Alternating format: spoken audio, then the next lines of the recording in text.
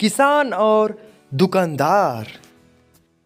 एक गांव में एक किसान अपनी पत्नी के साथ रहा करता था। किसान अपनी जीविका चलाने के लिए वह मक्खन से टिकिया बना करके बेचा करता था।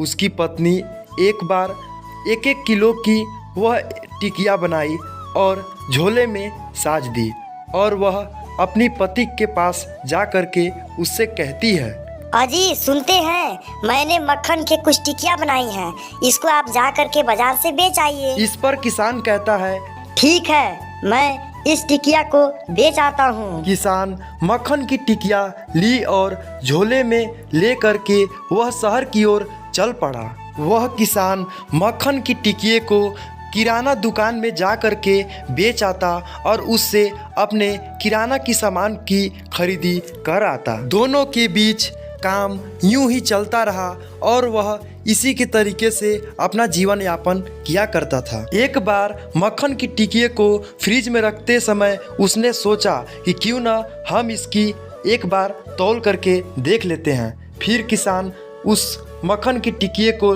ले करके तराजू में तौलता है और वह 1 किलो से कम था। यह देख करके दंग रह गया। यह मक्खन की टिकिया 900 ग्राम की थी। सेठ सोचता है कि यानी हर टिकिये का वजन 100 ग्राम कम था। उस सेठ को बहुत ही ज़्यादा उस किसान पे गुस्सा आया। बेईमान, धोखेबाज, मैं उसे नहीं छोड़ूंगा। अगले हफ्ते किसान फिर से उसके दुकान में मक्खन बेचने के लिए गया। सेठ गुस्से से कहता है, खबरदार यदि तुम मेरे दुकान में कदम रखा। धोखेबाज, गद्दार इंसान, मैं किसी धोखेबाज के साथ कोई लेन देन नहीं रखना चाहता हूँ। तुमने मुझे जो 1 किलो की मक्खन की टिकिया बेच करके गए थे वह 1 किलो की नहीं बल्कि 900 ग्राम की थी, यानी 100 ग्राम कम। बेईमान कहीं का। किसान ने बड़ी विनम्रता से कहा। किसान कहता है कि गुस्सा मत करो भाई, मैं गरीब हूँ लेकिन कभी भी मैं लालची नहीं हूँ। तुम जो शक्कर मुझे दिया करते थे मैं उसी से मक्खन की टिकिये को तौल करके मैं तुम्हें दिया करता था। इसी प्रकार तुम मुझे जितना चीनी दिया करते थे मैं उतना ही तुम्हें मक्खन की टिकिया दिया करता था। इसीलिए दोस्तों कभी किसी को धोखा नहीं देना चाहिए।